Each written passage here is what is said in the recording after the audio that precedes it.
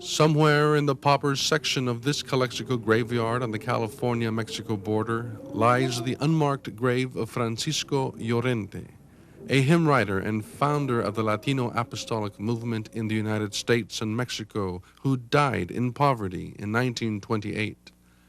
However, like the poets and singers of old, his flor y canto, his flower and song, together with that of his contemporary Marcial de la Cruz and many other apostolic composers, have lived on to grace the fledgling movement they built, and to inspire that movement which has grown to over 500,000 in the ensuing decades to take strong and mature flight.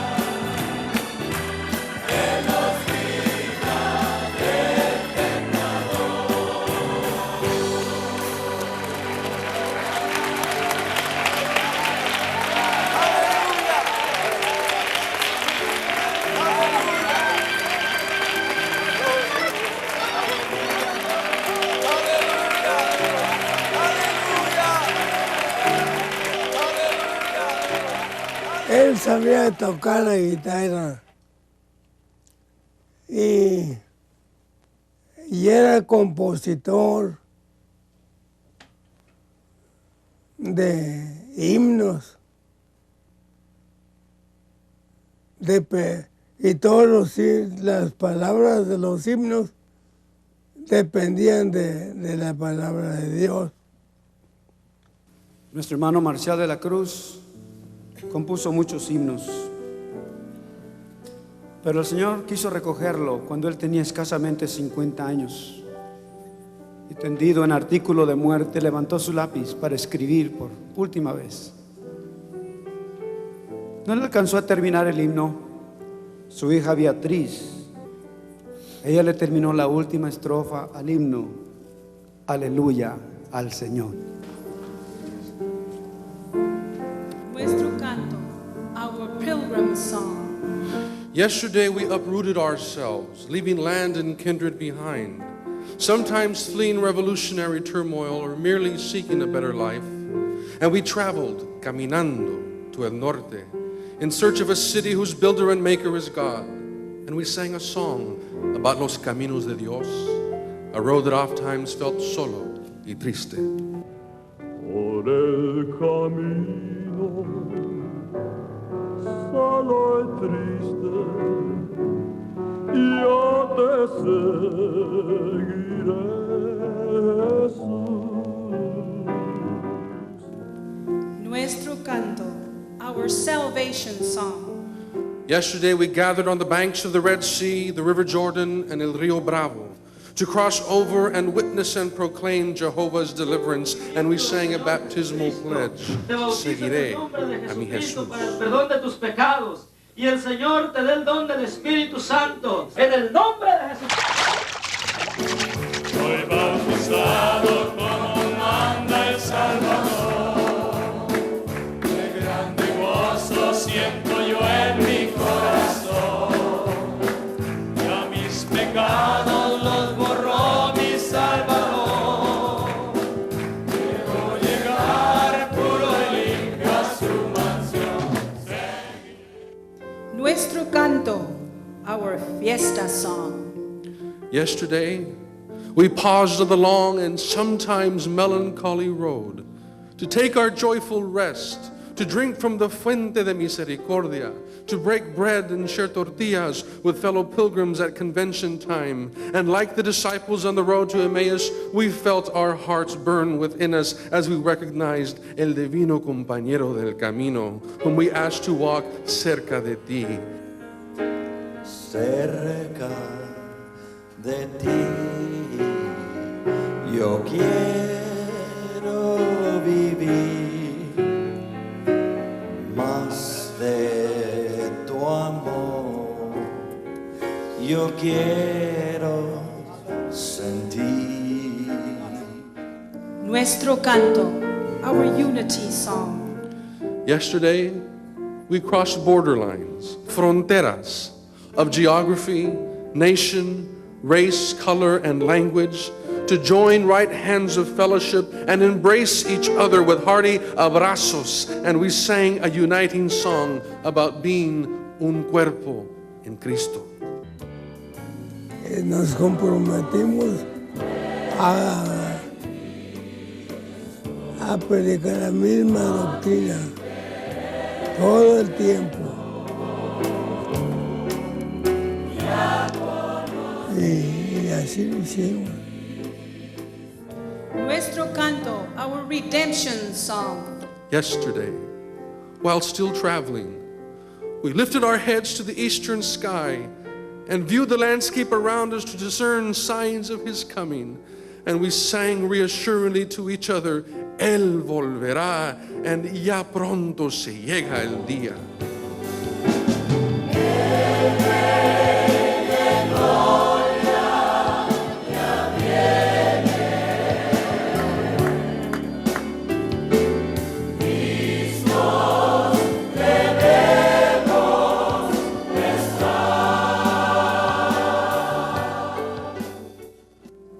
Nuestro canto, our song. Today, we gather to once again sing our song, and through that song, to tell our story, our apostolic story. Our story begins with an obscure news report tucked away in the middle pages of the Los Angeles Times of April 18, 1906. Reports of noisy and ecstatic religious meetings, first at a private home on Bonnie Brae Street in the city's African-American ghetto, and later at a converted livery stable on Azusa Street, reached the editor's desk. A reporter was dispatched to investigate what was sure to be just another news item for a sophisticated readership that was used to more than their share of religion stories. That reporter came away with disdainful, racist contempt for the noisy tongue talkers and their quixotic leader, a black, one-eyed holiness preacher, William J. Seymour, the humble son of humble ex-slaves. Although the old Azusa mission and street itself were erased decades later in the name of urban progress, the original Bonnie Brae house has been preserved in the formerly black neighborhood that now welcomes Central American immigrants. Along with tongues and healings, what most confirmed the new Pentecost for Seymour was the recreation of the first Pentecost's diversity of nationalities, classes, and tongues. In his life's journey from the South to the Midwest and California, Seymour had always sought out interracial fellowship in an era when Jim Crow laws were redrawing strict lines between America's racial groups. The Azusa revival, with its scandalous racial and ethnic mix, provided prophetic witness of God's move for Seymour and incendiary fodder for his critics. In later years, some of his own white co-religionists would succumb to the spirit of Jim Crow and abandon Seymour, who died broken-hearted in Los Angeles in 1922. Although the revival began among black believers who were soon joined by whites and seekers of many ethnicities and nationalities, its Azusa Street location and proximity to the heavily Mexican neighborhood of the historic Placita and the surrounding Sonora town ensured that the waves of revival would spill over into that community as well. Indeed, the second issue of the Apostolic Faith magazine carried the Spanish and translated testimony of a Mexican couple, Abundio and Rosa Lopez, who had begun preaching about their new experience in the Placita. Los Angeles, California, September 14, 1906. Thanks be to God for the Spirit which brought us to the Azusa Street Mission on the 29th of last May. Thank God also for the baptism with the Holy Ghost and fire which we received on the 5th of June 1906. We cannot express the gratitude which we feel moment by moment for what He has done for us. We are witnesses to marvelous miracles by the Holy Ghost and by faith in the Lord Jesus Christ. May God bless you all. Abundio and Rosa Lopez. If poor blacks and whites were the Jews and Samaritans of the new Pentecost, then Latinos were among its first Gentiles. The Mexican, abandoned by the Catholic Church, condescended to by mainline Protestantism, and discouraged by the anomie and anonymity to which an expanding capitalism consigned him, doubtless found a refreshing and affirming place of spiritual rest at the Azusa described by the eyewitness historian and journalist Frank Bartleman. We had no respect of persons. The rich and educated were the same as the poor and ignorant. We only recognized God. All were equal. Those were all Holy Ghost meetings led of the Lord, and the color line was washed away in the blood. In a disturbing note, Frank Bartleman records that in late 1909, some poor, illiterate Mexicans were disfellowshipped from full participation at the old Azusa mission, leading him to compare the dictatorial treatment to murdering the Spirit of God. Bartleman's despair proved premature, for by that same year, Luis Lopez had been baptized in Jesus' name.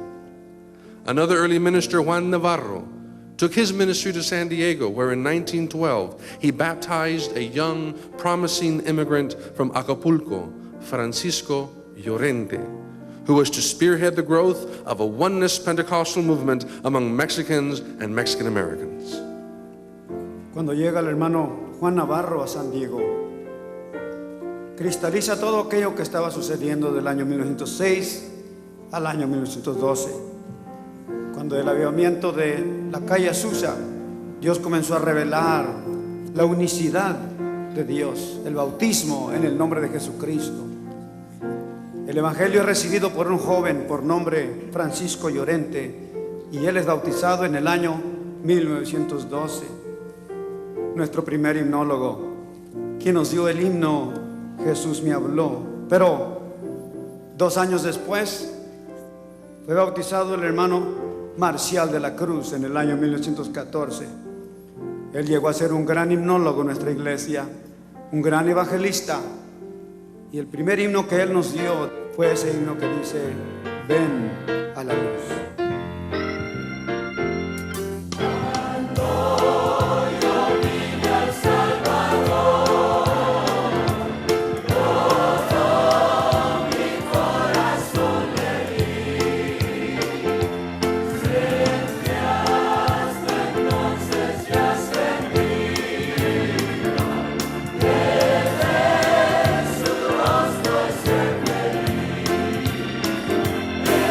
Amor.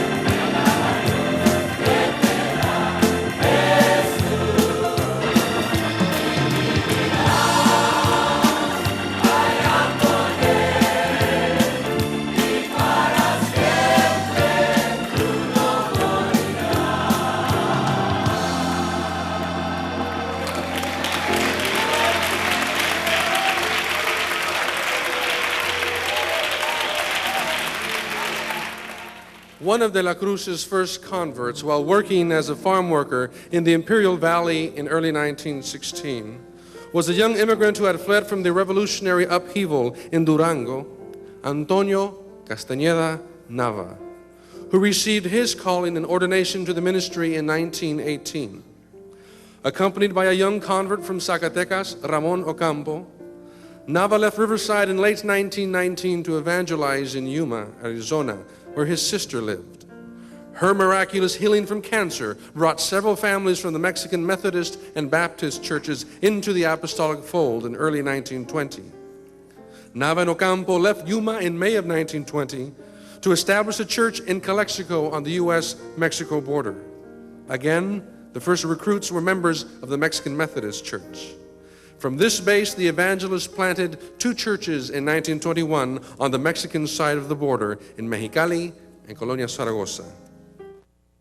During the first decade and a half of growth, Bishop G.T. Haywood's Indianapolis-based Pentecostal Assemblies of the World provided apostolic ministers with loose ecclesiastical sponsorship. An equally valuable legacy from this predominantly African-American church would remain in the form of music and liturgy, as explained by Luis Herrera, first organist in the Calexico Church. The Pentecostal Assembly of the World had its headquarters in Indianapolis. And they had a little booklet that had music, and some of the hymns were given to the various congregations. We were able to get a book of that kind because it was mailed to Brother Llorente. So from that part on, I was able to play the hymns on the organ. And I told Brother Nava, this is a very nice tune. Would you like to put words to it in Spanish? And he said, yes. The first hymn that Brother Nava translated was La Señal que fue desde el principio. He translated it such as he felt the Lord had given him the words. Ese himno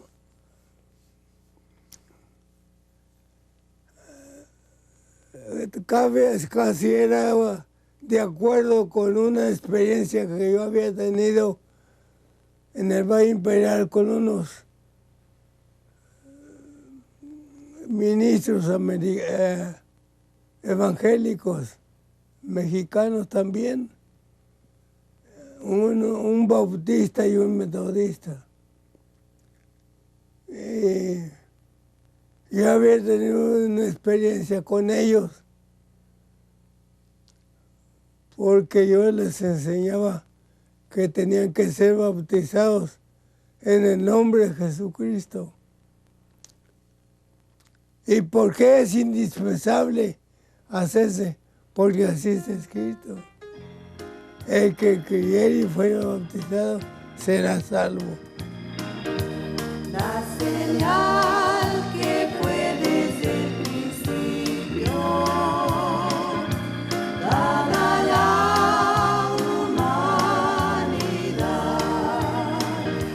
príncipe de paz será su nombre, por toda la eternidad. Ese nombre que ocultó, que no era revelado. Y así fue como recorriendo los pueblos donde íbamos trabajando, yo procuraba la iglesia. Me acuerdo que andando en Fresno, mi madre y mis hermanos y yo cambiando el cheque de lo que nos pagaban, allá lejos oí yo cantar ese himno del hermano Nava que compuso ese nombre que era oculto, que no era revelado. Y ese himno me alegró el corazón. Y yo le dije a mi mamá que iba yo a una tiendita por ahí. Y no, era para ir yo al grupito.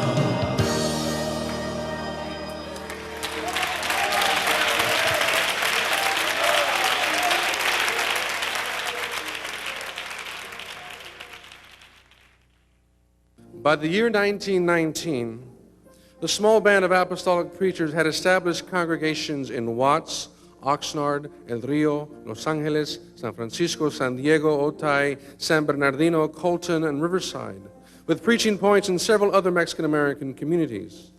During the following 6 years, churches and preaching points were established in Cucamonga, Chino, Redlands, Brawley, Westmoreland, Holtville, El Centro, Thermal, Indio, Yuma, Calexico, National City, Santa Paula, Bakersfield, Tulare, Madera, and Watsonville. The preponderance of agricultural towns, especially in the Coachella, Imperial, and San Joaquin valleys, reflected the rural nature of the movement, a factor which figured greatly in its growth among immigrant farm workers.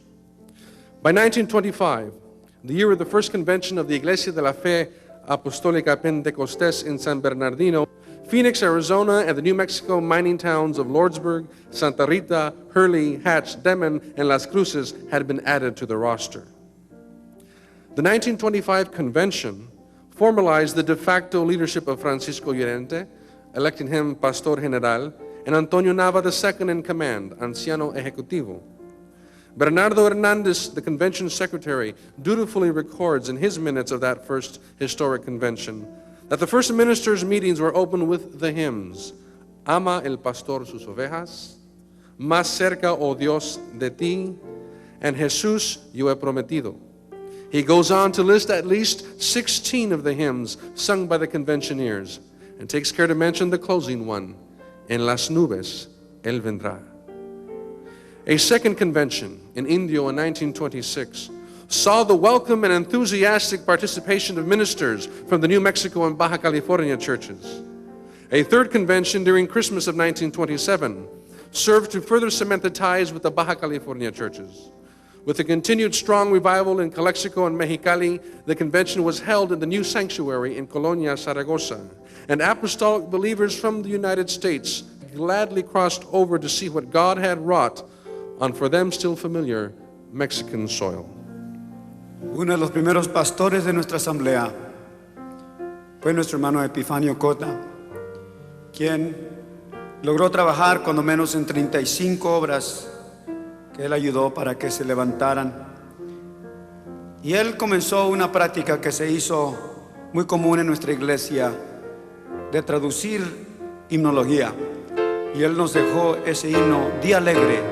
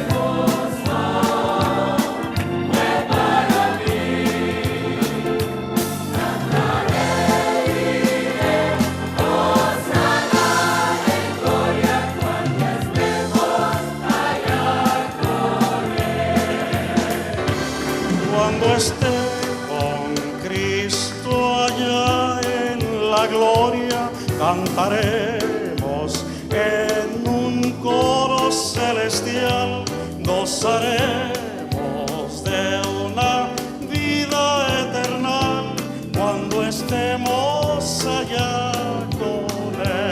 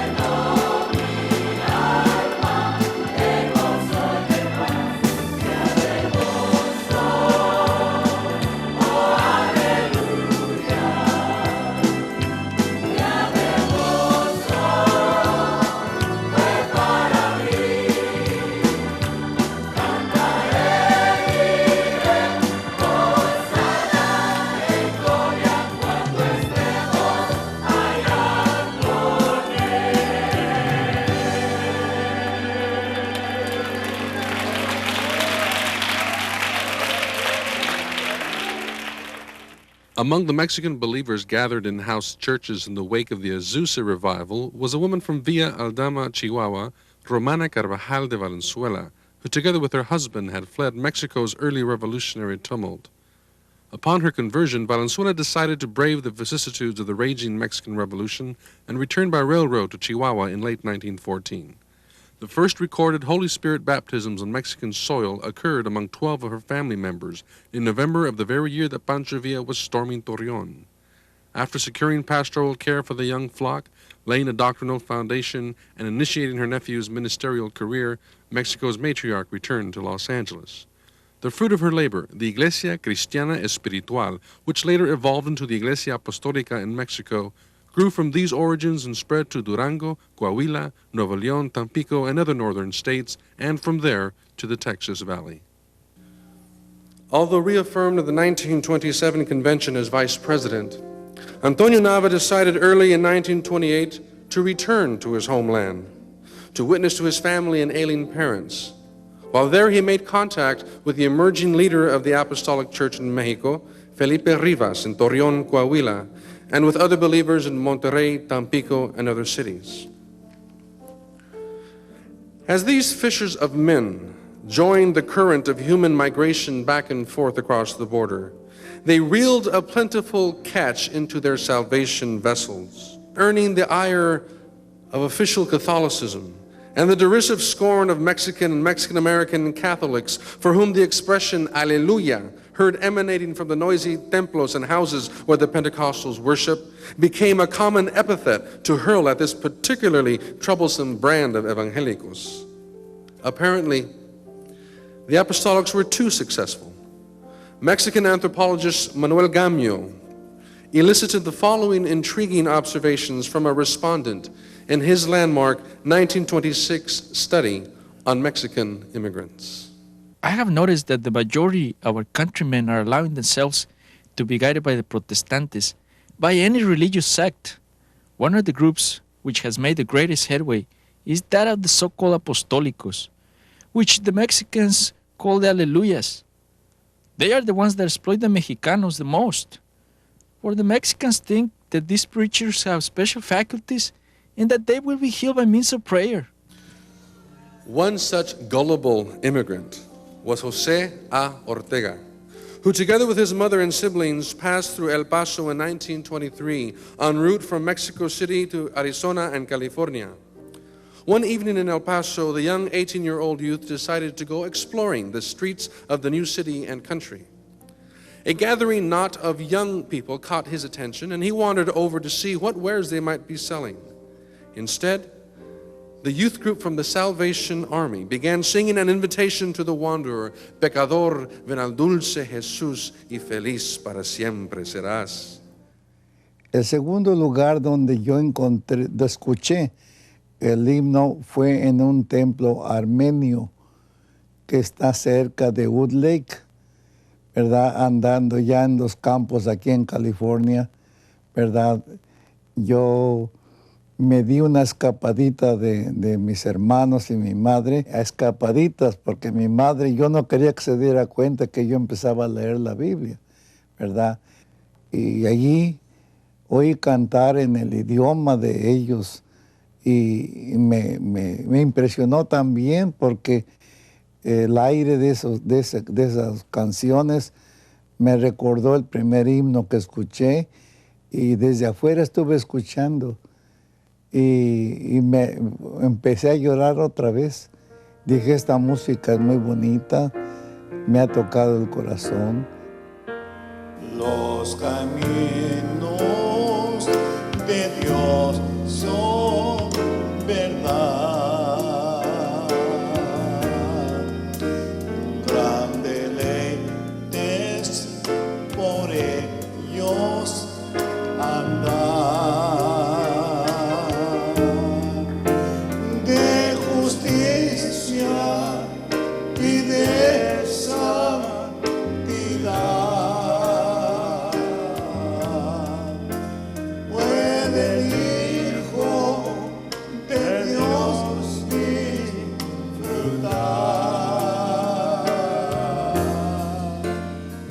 cuando después de recorrer ya solo, mi madre se regresa a México con mis hermanos, decepcionada porque yo me hice protestante, ¿verdad?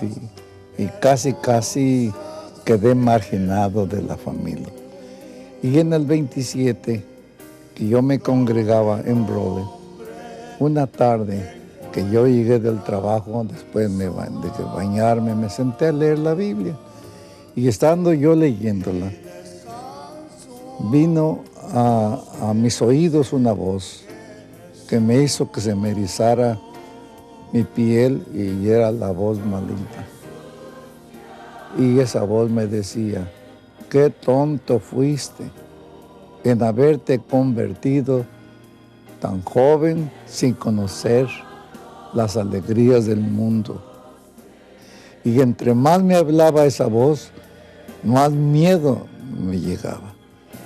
Entonces, como que me estaba adormeciendo y me sacudí y dije: esta no es voz de Dios, esta no es una voz de Dios, es del enemigo. Y entonces empecé a clamar al Señor: ayúdame, que tú serías así tan malo conmigo, de que me llamaste a la edad de 18 años a tu camino, sin haber yo probado el mundo. Casi no tuve de qué arrepentirme, porque yo no había hecho mal. Y luego oí una voz muy suave que dijo: bienaventurado el varón que no anduvo en consejo de malos, ni estuvo en camino de pecadores, ni en silla de escarnecedores se ha sentado. Antes en la ley del Señor está su delicia, y en ella medita de día y de noche.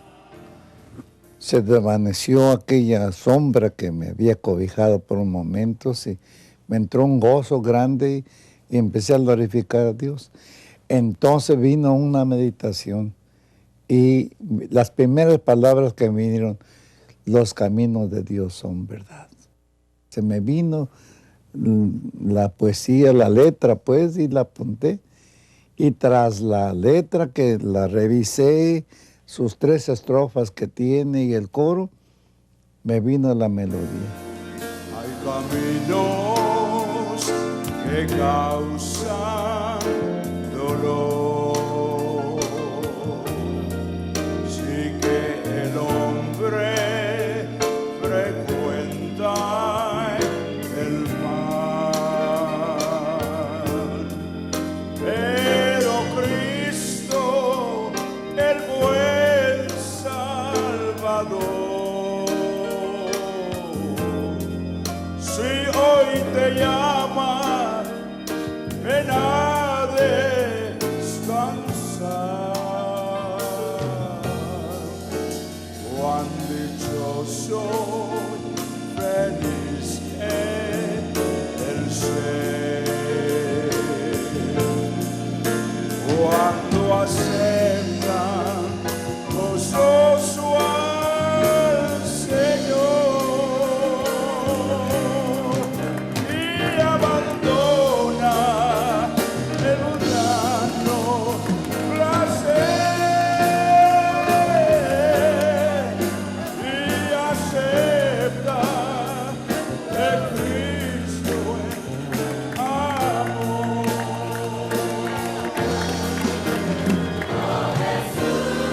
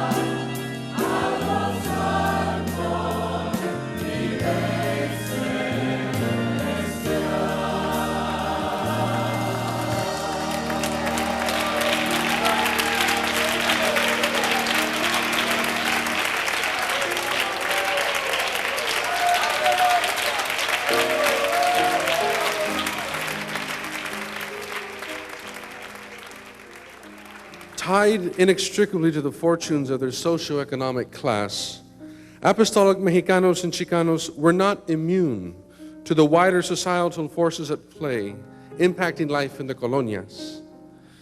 The repatriation of almost 500,000 Mexicanos and Mexican Americans in the 1930s was a time of great trial and scarcity for the fledgling Apostolic Assembly churches.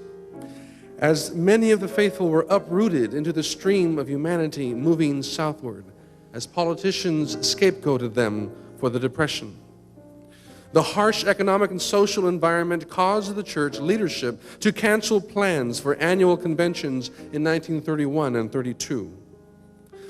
But like the dispersion of the first Christians from Jerusalem, this turn of events proved providential for the growth of the apostolic movement in Mexico and in the United States.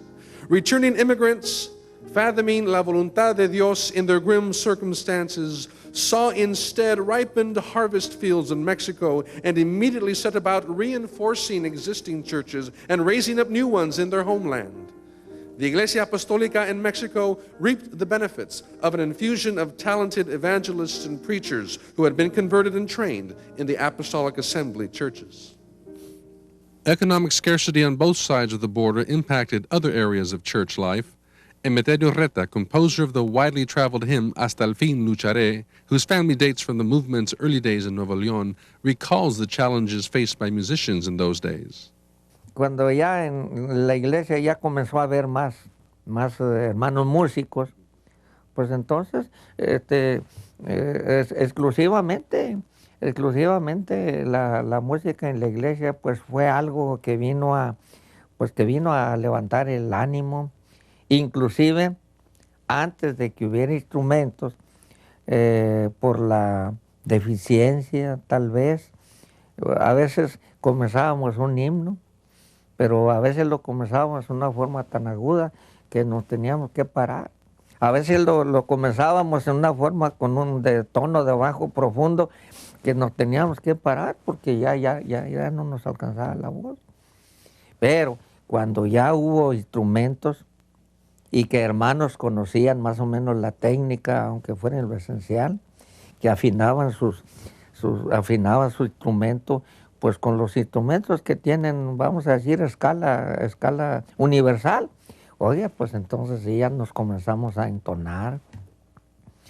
Cuando cantábamos nuestros himnos, en aquel tiempo que no había himnarios, pues lo hacíamos en copias. Pero teníamos el cuidado porque en medio de la escasez del conocimiento, a alguien se le alcanzaba la idea, hermano, qué bonito nos salió este himno, qué bonito nos salió.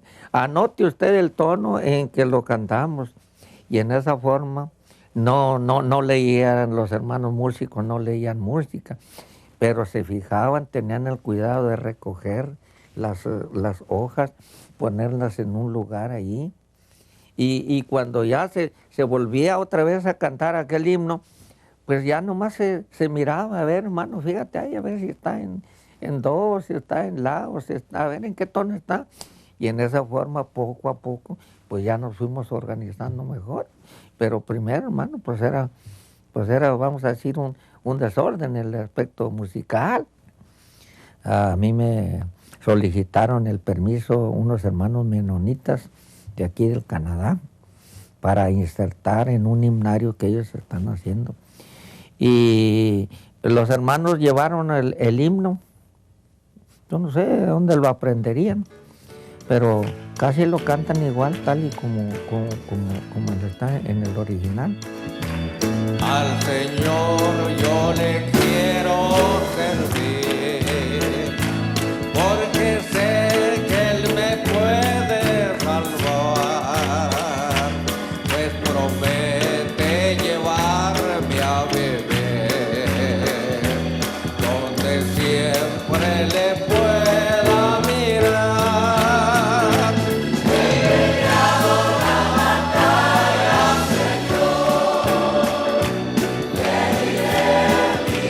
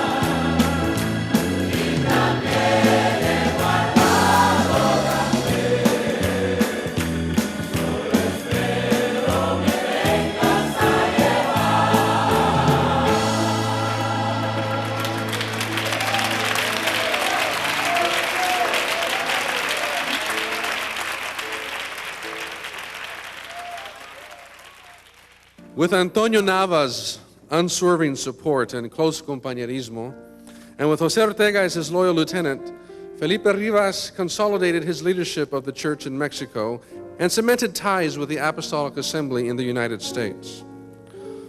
Following the inaugural convention of the Mexican Church in Torreon in 1932, Rivas and Ortega accepted an invitation to attend the U.S. Apostolic Assembly's long-awaited 7th convention in Tulare, California in 1933.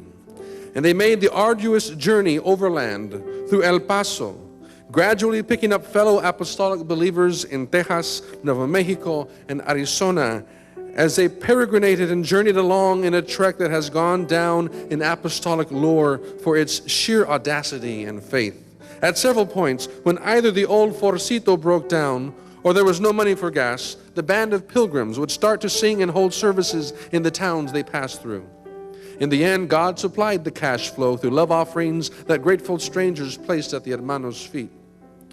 When the weary band finally arrived at the convention site in the central California town, a shout of joy swept through the anxious assembly.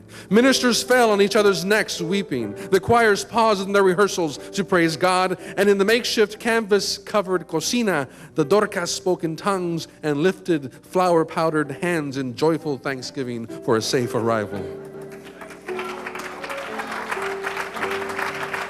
En Convención General, en Tulare, en 33, y la gente en las casas de los hermanos.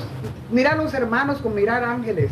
Mirar a los de Dios, tenían con una estima, con un respeto, con un amor. Y los hermanos se abrazaban y a llorar y llorar y llorar y hablar en lenguas. Era una cosa, yo para mí era algo nuevo, pero me agradaba tanto porque yo no conocía esto. Yo miraba cómo se querían, cómo había ese contentamiento. Me dijo el hermano fulano, mira, y corría las voces. Mira que el hermano llegó la semana haciendo tortillas, haciendo comida, se agarraron hablando en lenguas acá y con el sartén en la mano. Hermosísimo. The depth of understanding and mutual trust reached between the two churches in this and subsequent conventions is evident from what emerged from the convention. Ecclesiastical supervision of the apostolic churches in Baja California was transferred in 1934 to the church in Mexico, while 3 years later the apostolic obra in Texas was similarly entrusted to the U.S. Apostolic Assembly. At the 1937 convention, both sides agreed to continue sending delegations to each other's conventions and committed themselves to developing a single constitution. The Alianza established the parameters that have guided apostolic practice ever since. Again, apostolic hymnody expresses apostolic theology and practice, as proclaimed and seen in another of Marcial de la Cruz's hymns, La Iglesia, el Cuerpo de Cristo.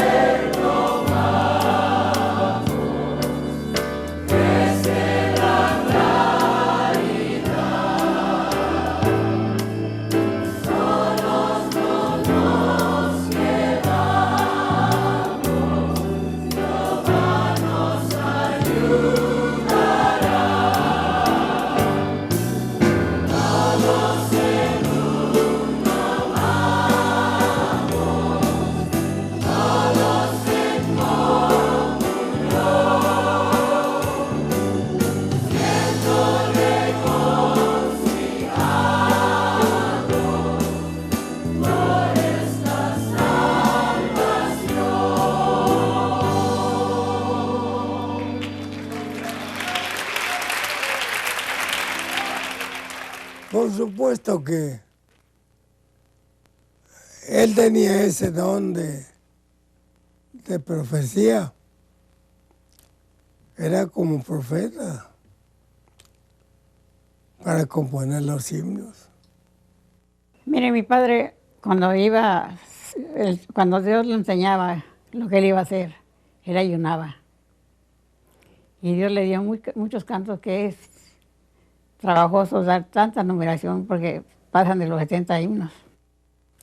Pero el hermano de la Cruz, el maestro para tocar la guitarra y enseñar la guitarra, para el pobre la guitarra. Después yo lo acompañaba. Yo también sabía tocar la guitarra. Y entre los dos, yo tocaba una mandolina también. Él tocaba la guitarra y yo tocaba la mandolina. Yo tocaba la voz con la mandolina, la voz del himno. Hermano de la Cruz trabajaba haciendo los himnos, los escribía y después por notas, después en máquina de escribir. Hacíamos uso de lo que se podía hallar en ese tiempo. No era muy avanzada la ciencia. En ese tiempo la imprenta era muy difícil. Pero sí, hacíamos todo lo posible y podíamos conservando todos los medios que nos era posible para tener para el porvenir algo que enseñar, y de esa manera se iba ampliando. Cada día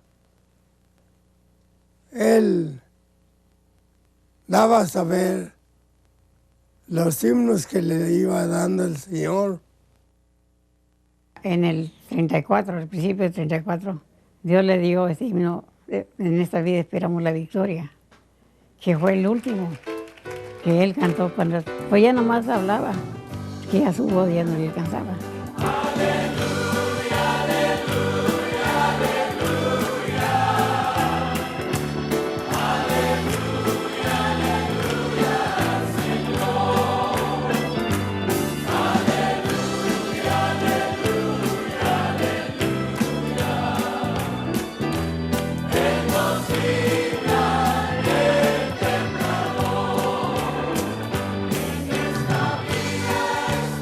Esperamos la victoria.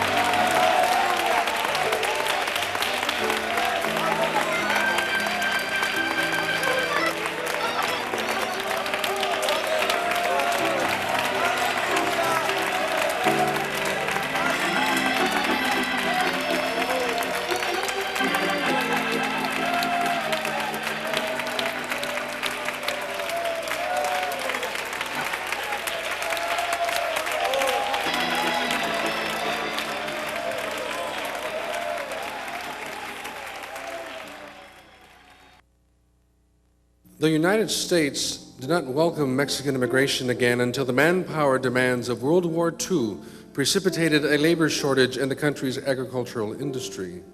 In 1942, the American and Mexican governments instituted the Bracero program to meet U.S. agriculture's demands for a plentiful but pliable workforce. The onset of the Bracero era partially reversed the pattern of growth dynamics between the churches in Mexico and the U.S.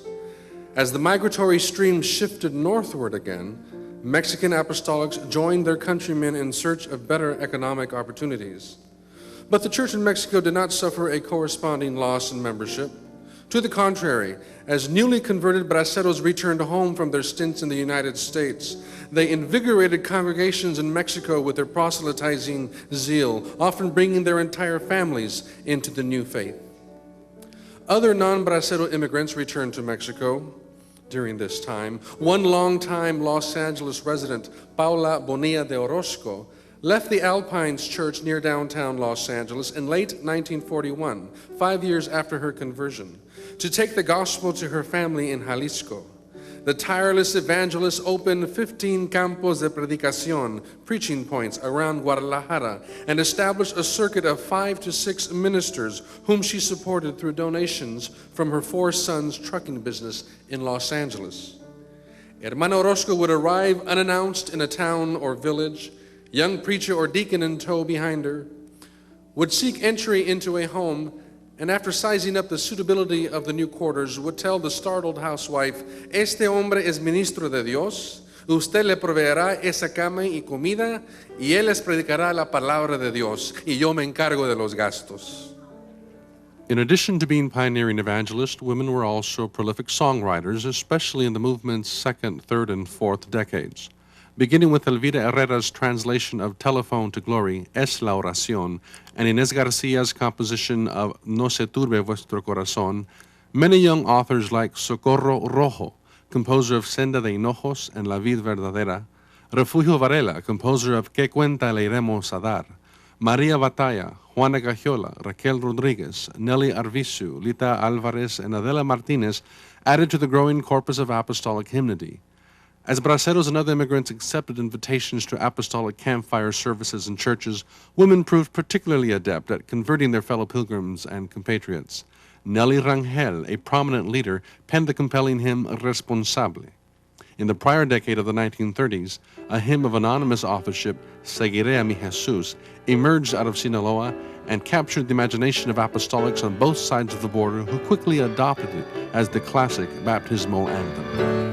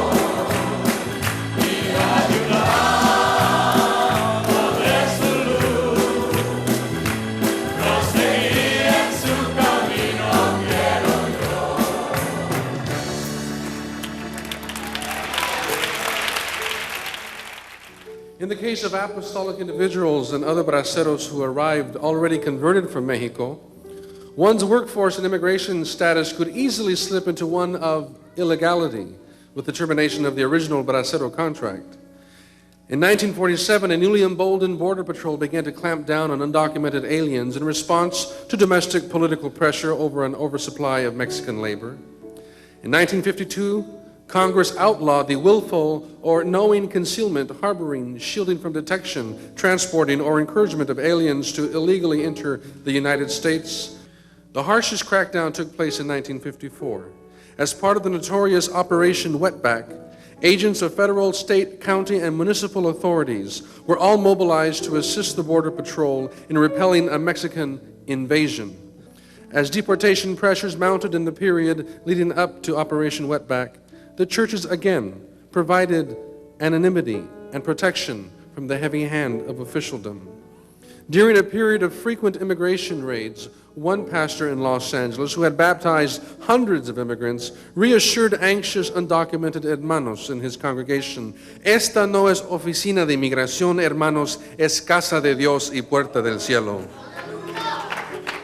Porque en aquel tiempo, como se está experimentando ahora, que a veces se llenan nuestras iglesias de personas que han venido de otros países, que no tienen conciencias, no tienen amistades, la iglesia les brinda amistad, los invita, los trae, sienten el calor de un compañerismo que les hace falta, porque no los tienen de sus amigos que tenían allá en sus tierras lejanas, ¿verdad? Entonces la iglesia se convierte en un albergue, en un lugar de recogimiento, y la gente viene y se llena. Lo que cimentaba este periodo, obviamente, fue el amor de Dios. Y en el año 1948, siendo un jovencito, nuestro hermano Lupito Vázquez, pastor actual y fundador de la Iglesia Apostólica en Orange, compuso el himno Dios es amor. Y un día yo yendo en el bus, yo iba pensando lo que yo era antes y lo que ahora era. Y decía yo entre mí, bendito sea Dios, qué hermoso que Dios en su misericordia me haya llenado de su presencia. No cabe duda que Dios es amor. Iba yo en el autobús, en el bus, y en ese momento cayó la inspiración sobre mí, sentí el Espíritu Santo, y entonces Dios me dio las palabras y compuse ese canto. Cristo te llama que venga, si ya te sientes cansado. En sus brazos te ampara, si tú le buscas a él. Dios es amor, Dios es amor.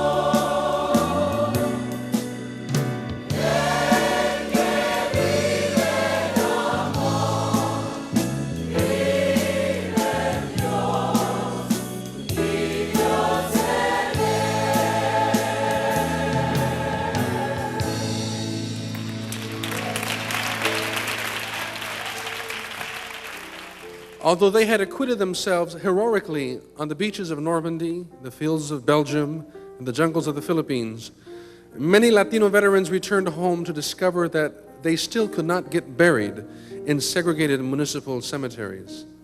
Thus, they turned their attention to forming such civil rights organizations as the GI Forum.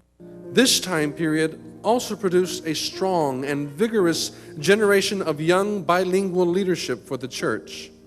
The World War II and Korean War veterans, whose exemplary, albeit non-combatant military service paid the final installment on the American dream and erased forever any notions of second-class citizenship status. Antonio Nava's return and assumption of leadership upon Francisco Llorente's untimely death had rescued the young movement from a crisis of identity and stamped it with an indelible Mexican character. In the 2 decades following the 1930 incorporation of the Apostolic Assembly, Nava's monolingual leadership strengthened the church's cultural and ecclesiastical autonomy. Meanwhile, a new bilingual generation, epitomized by Benjamin Cantu from Texas' Rio Grande Valley, was emerging to lead the church into a more bicultural Mexican-American phase, a phase that began definitively in 1950 when Nava turned over the presidency to Benjamin Cantu. As with many other pioneers, Cantu's pilgrimage to the apostolic movement began years earlier in the Mexican Methodist Church. Entonces me causó una impresión muy agradable. Los cantos se oyeron muy bonitos.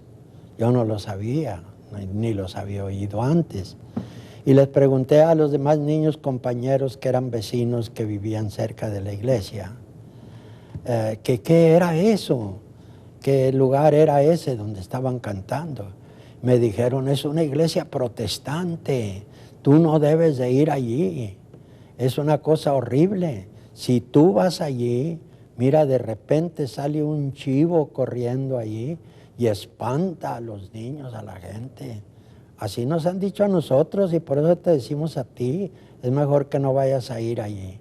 Y yo como era niño y tenía mucha curiosidad y los cantos me gustaron, el tono y todo, entonces yo quería ver ese chivo, a ver cómo era y cómo salía y todo eso.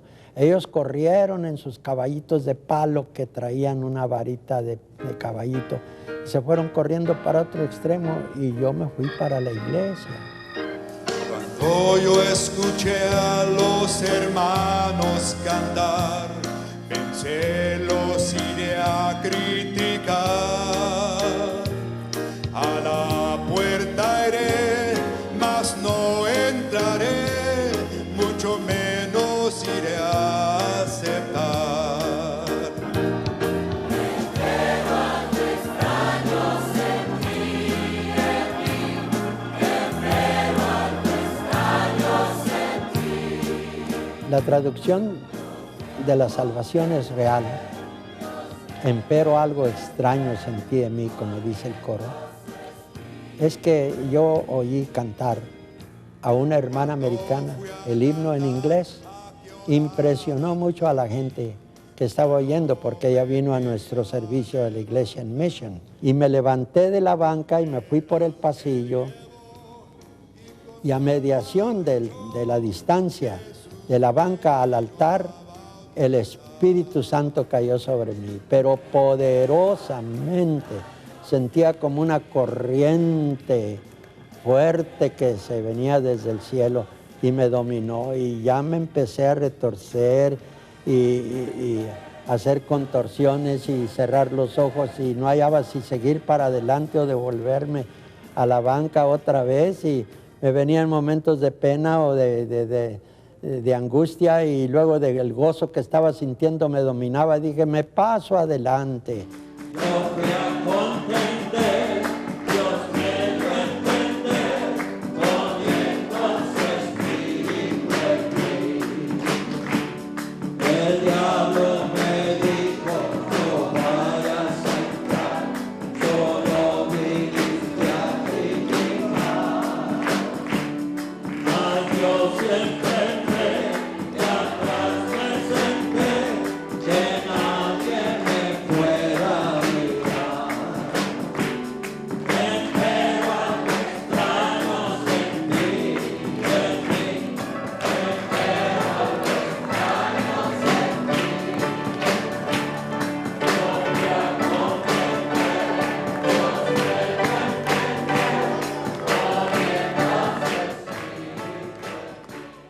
Y allí recibí el Espíritu Santo y estuve hablando en lenguas hasta las 3 de la mañana. Cuando ya me detuve un poquito por el silencio, no había nadie, nomás el pastor y un diácono ahí conmigo. Y me dijo, Brother Benny, me dijo el ministro que ya sabía mi nombre, dijo, it's time to go home, es tiempo de irnos para la casa. Son las 3 de la mañana. ¿Y dónde está la gente? Ya se fueron. Oh, entonces me enderecé. Le dije, hermano Moore, I have a question to ask you. And you answer me. if when I leave this place, is this joy going to leave me? Because if it is, I'm going to stay right here.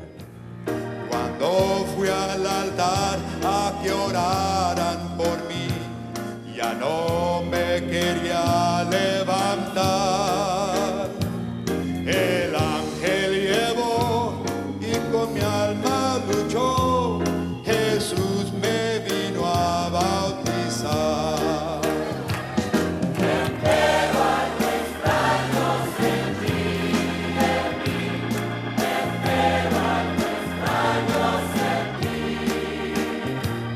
Dios me hago entender, Dios me hago entender, moviendo su espíritu en mí.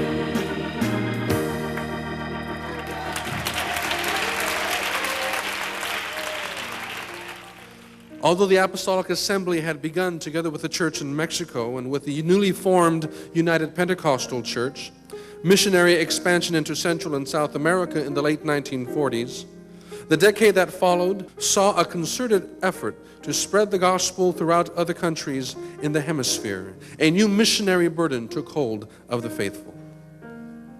El espíritu misionero de la Asamblea Apostólica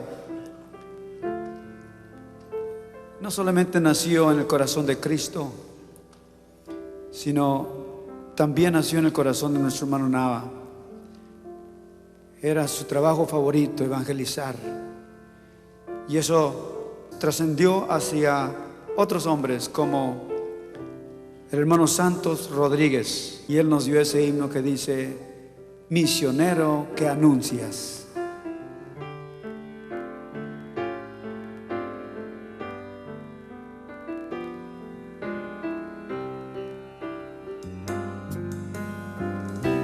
Misionero que vas a cumplir tu misión, tú que anuncias la paz y los bienes de Sion. A los campos que vas, anunciando su amor, que mi Cristo te guarde y te sostenga fiel hasta volvernos a ver. Cuán hermosos son los pies sobre los montes, que publica la paz, el que alegre nuevas trae, el que anuncia salud, el que trae nuevas de bien, el que dice a su para siempre reinará por los siglos. Amén.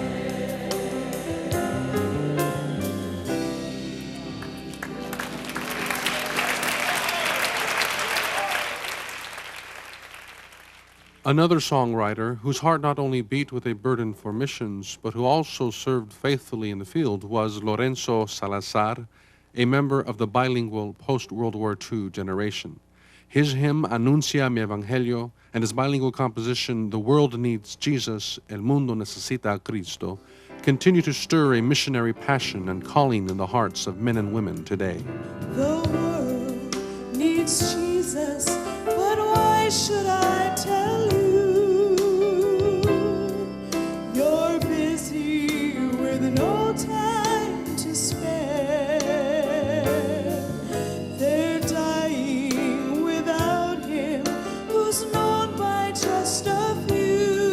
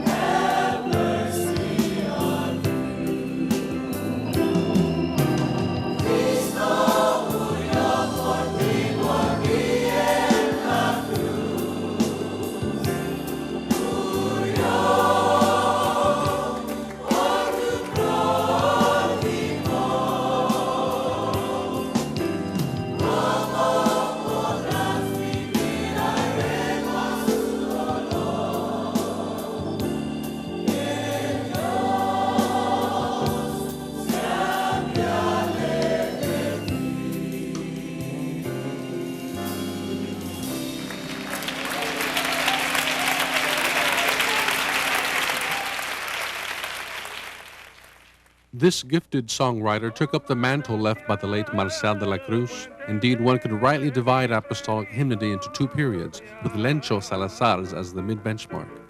2 of his 80 compositions are beloved modern-day psalms. Cuán amables son tus moradas, how lovely are thy dwelling places, and Fuente de Misericordia, O font of mercy.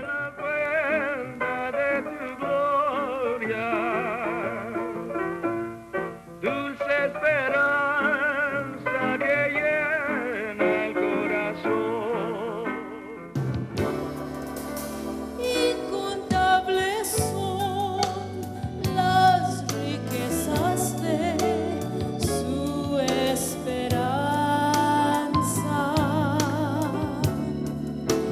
Casa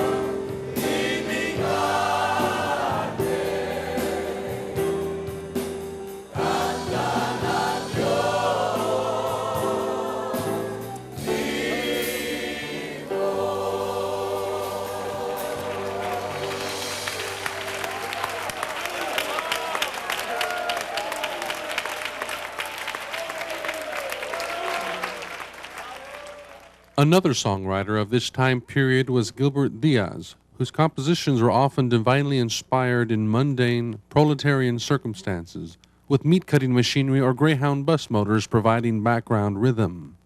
Again, I imagine, with the sound of the roaring of the motor, the bus going, and I got the inspiration, and then the words came, the melody, and there again, I was crying, tears coming off my eyes, and there was some ladies, right across the aisle, and they would look over there, and they would turn to each other, and they would move their heads. I assumed they were saying, this poor fellow, somebody died in the family or something, But I was, oh, brother, I was in cloud nine. I was, that affliction that I had, purposely the Lord gave me that song just to comfort me. I got off the Greyhound bus, got home, and I got home so happy, praise the Lord. I forgot all about the car and broke it. Oh, it was beautiful. Cerca de ti, yo quiero vivir, más de tu amor, yo quiero sentir. Voz pueda yo escuchar cada momento en mi caminar. Si tú me ayudas, yo podré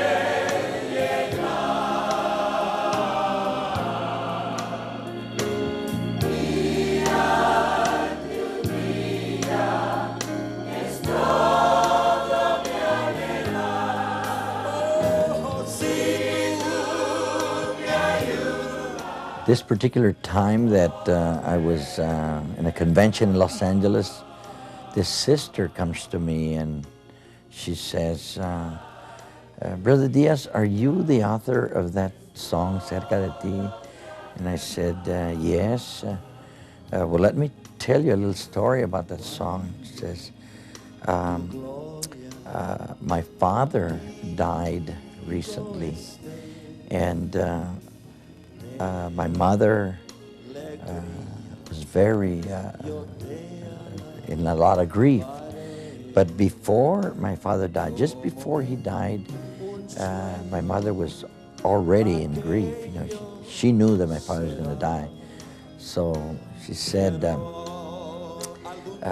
mira, decía, cuando te pongas muy triste, canta ese canto. Cerca de ti, yo quiero vivir. Si tú me ayudas, yo podré llegar.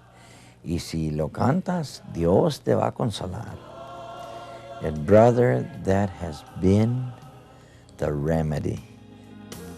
Cuando en tu gloria contigo esté, de alegría yo te alabaré como un sueño, aquello será, pero algún día será realidad.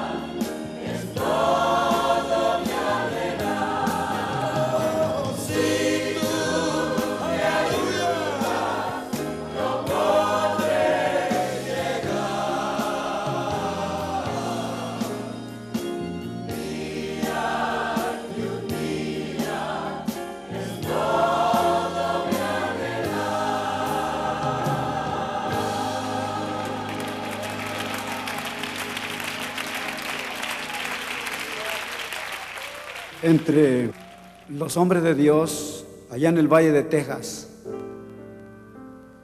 Un joven por nombre Valdemar Rodríguez, trabajando por el Señor y evaluando los recursos y las demandas de la obra de Dios, pidió que Dios le ayudara.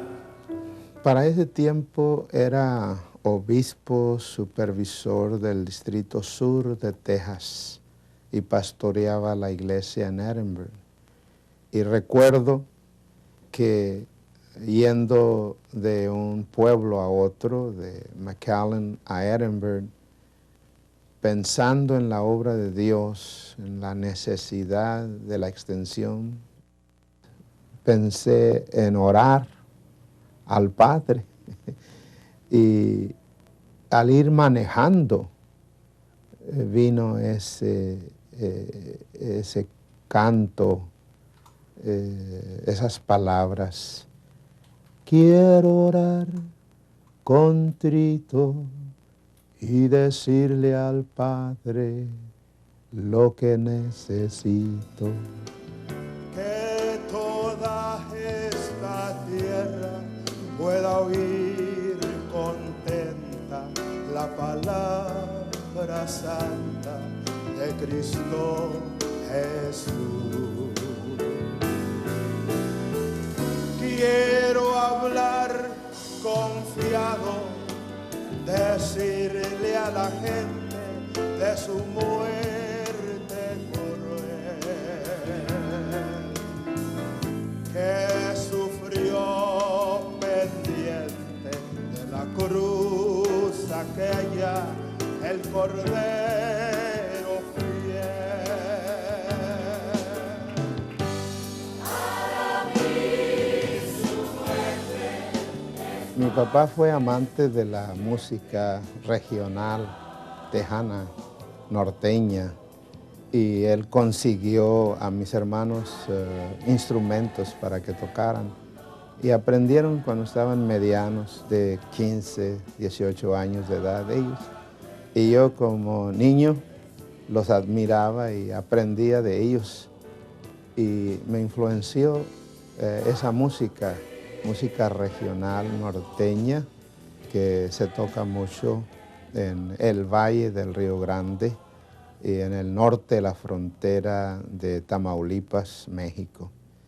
Mi padre estaba enfermo de cáncer y él murió el año 1961, febrero 5, cuando nosotros estábamos tocando, acompañando aficionados en televisión, y al regresar a casa teníamos esa noticia y afectó nuestro corazón. Y esa tarde yo di mi corazón a Cristo.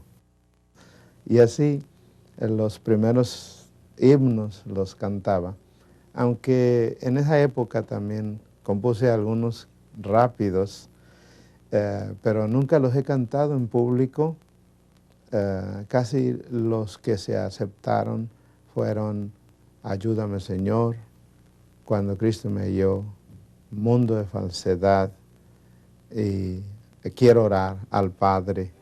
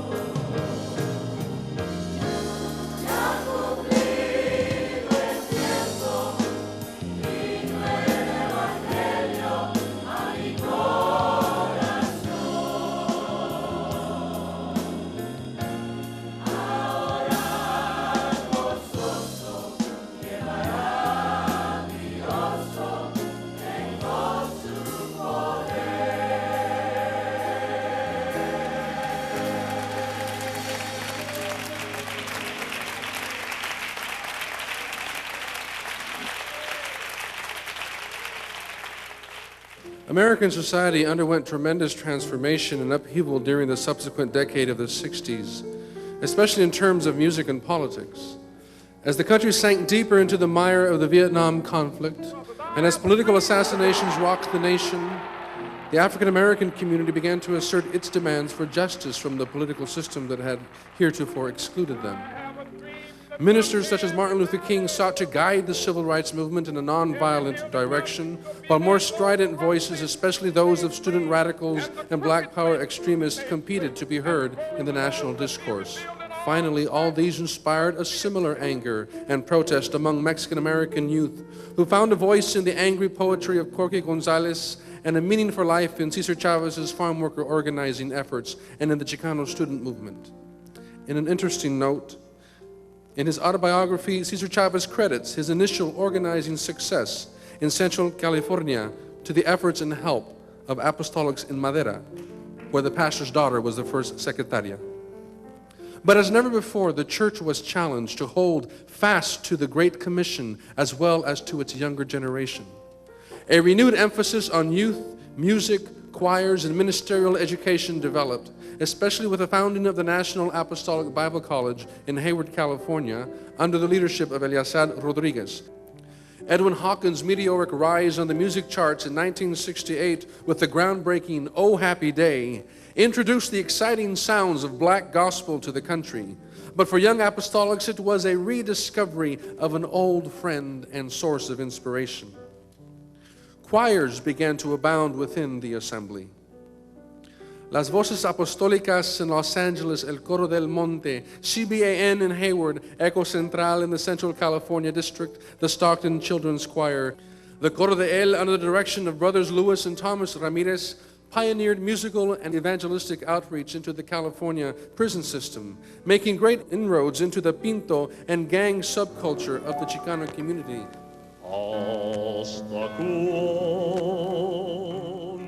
Brother Luz Ramirez, Sister Sarah Rodriguez, and Brother Isidro Sepulveda also pioneered the first phonograph recordings of apostolic music during the mid-1960s, much to the delight of the Brotherhood, who listened to Hasta Cuando Jehová and Indigno until the needle wore down. The uncertain times of space races, Cold War, nuclear brinkmanship, and faithlessness in the culture served to take the church back, time and again, to the 24th chapter of Matthew. Songwriters were also affected by the renewed emphasis on prophecy and the discernment of the times of Christ's second coming. The following writers penned eschatological hymns that heightened a sense of expectancy among the faithful.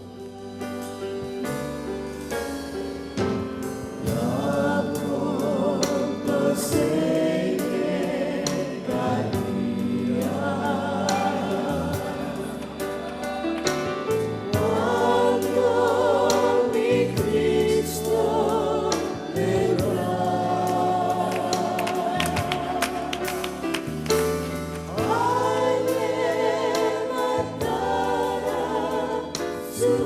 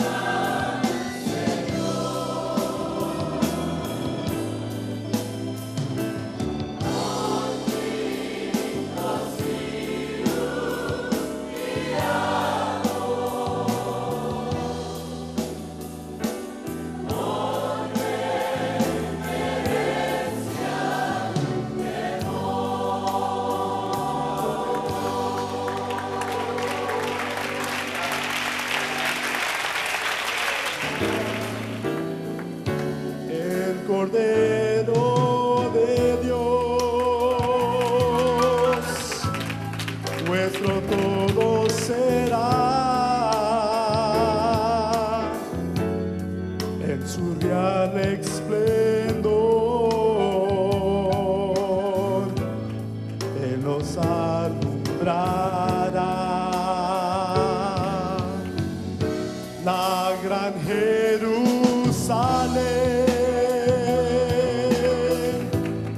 la ciudad celestial,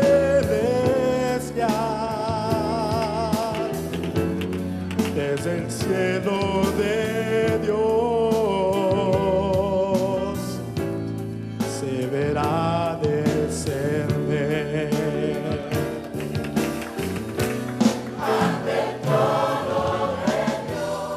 Pero al principio no lo cantábamos, era nomás tocado.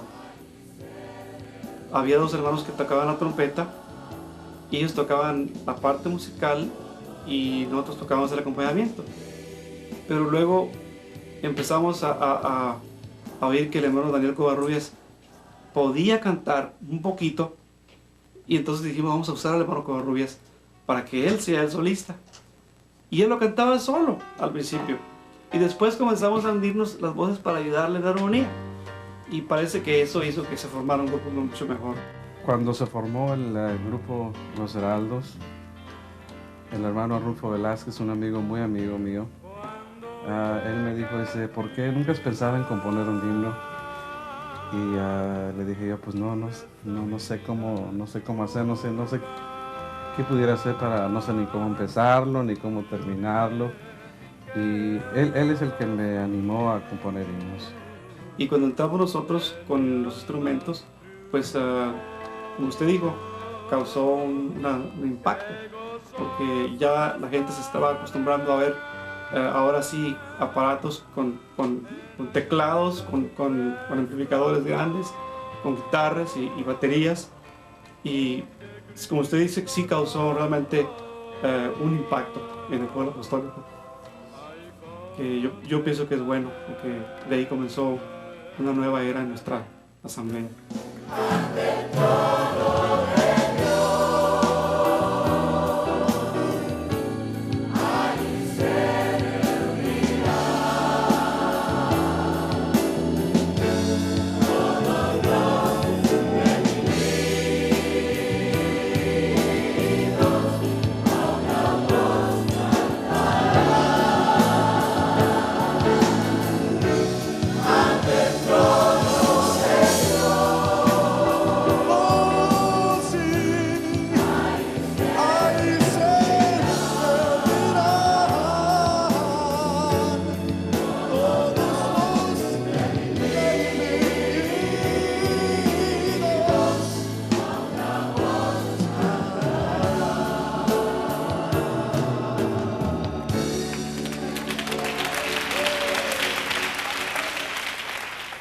As I began to live here in the United States, I started noticing different groups, musical groups, and one of them was Los Bienaventurados. They made a big impression in my life. I thought they were just awesome. Cuando se inició el grupo Los Heraldos, este grupo llevaba una música con un estilo frontera o México-americana. Uno inconscientemente es influenciado de la música. Para mí la música, ya siendo consagrada a Dios, es santa, pero la música para mí es solo un instrumento, es un medio de llevar el mensaje, sea un mensaje no cristiano o un mensaje cristiano. En el mundo perdido me hallaba cuando Él me encontró. No existía esperanza en mi vida, no era feliz. Pero gracias al Dios que nos ama, Él me libertó.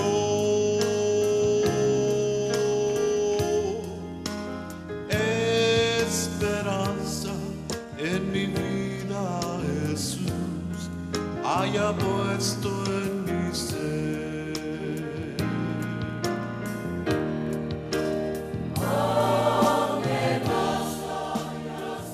para mí un himno, si no me ha quebrantado a mí, he compuesto muchos himnos o he escrito muchas líneas, pero el himno que me quebranta a mí es el que creo que tiene la inspiración de Dios. Aquí estoy arrepentido,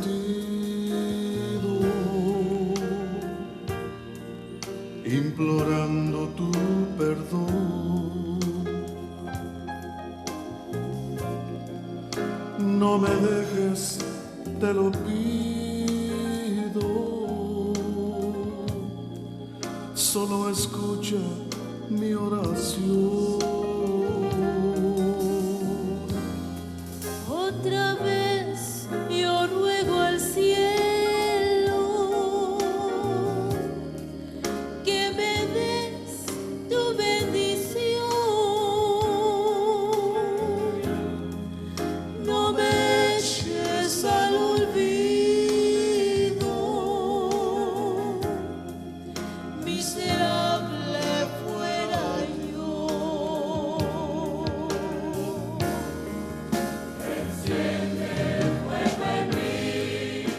El himno Enciende el fuego en mí resultó de una experiencia que tuvimos mi esposa y yo. Nació una niña que se llamó Andrea y nació enferma. Duró como 3 días y medio. Una niña bien formada, muy bonita. Se parecía a su mamá.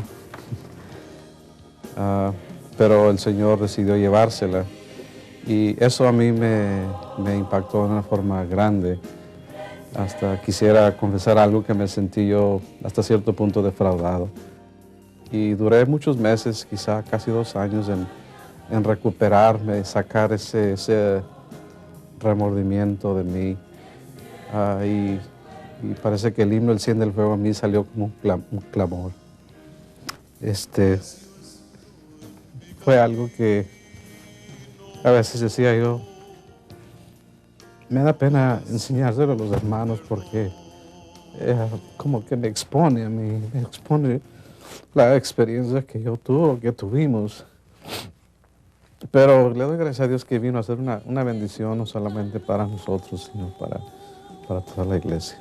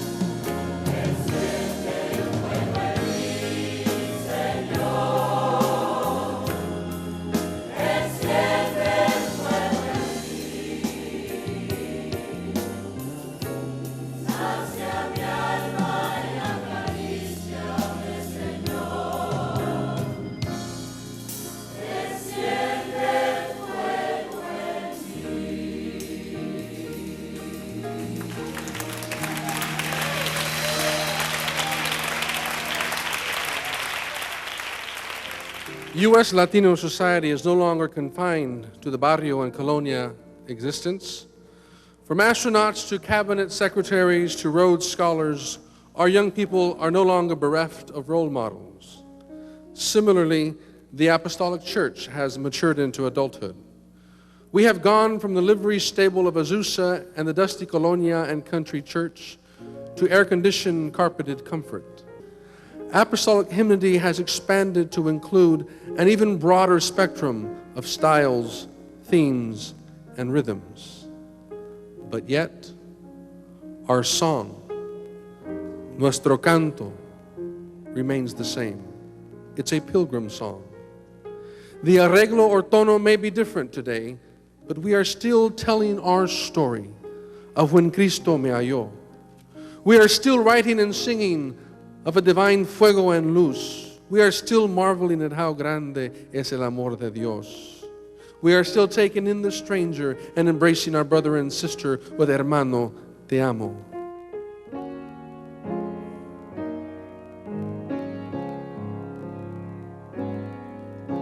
Hermano,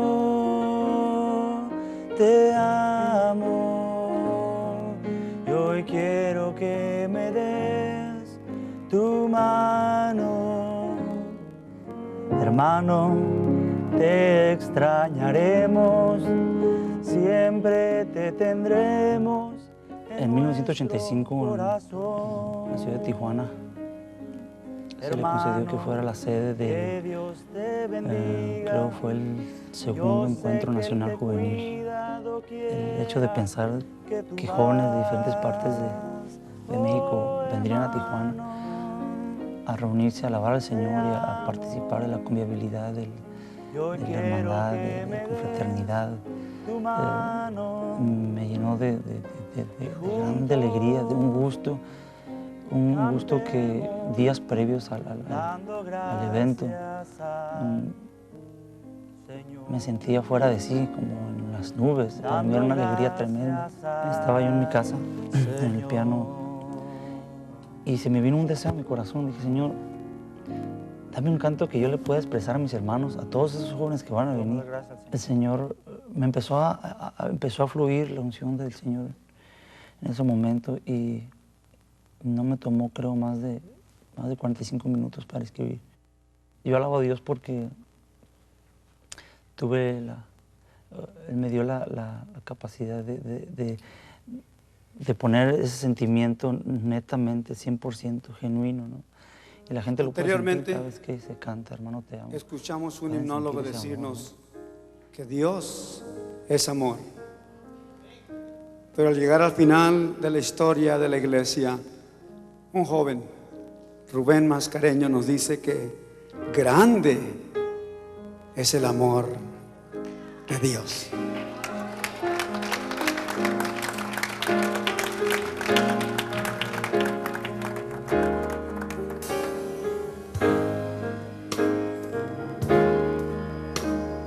Grande es el amor de Dios,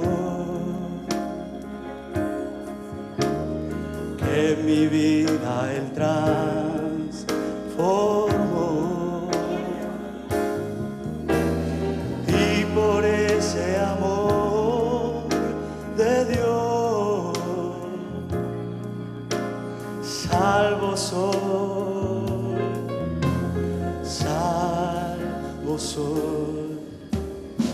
Nadie pudo amarme a mí, oh, ni entender lo que había en mí. Solo por el amor de Dios yo soy feliz, soy feliz.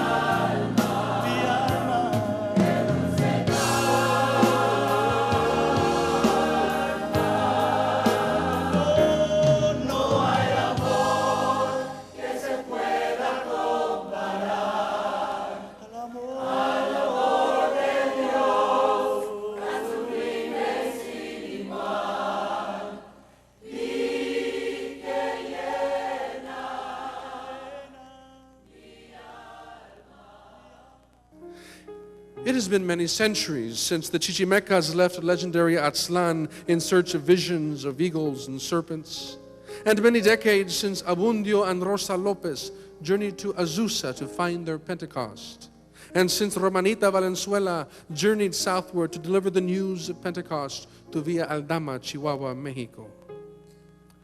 Perhaps it has been many years since each of us have thrown in our lot with a determined band of apostolic pilgrims, caminando, always caminando. Or perhaps some of us have just started on this pilgrim path. One thing is for certain, we will always sing. Whether the road be solo y triste, full of luchas y pruebas, siempre cantaremos nuestro canto, our song.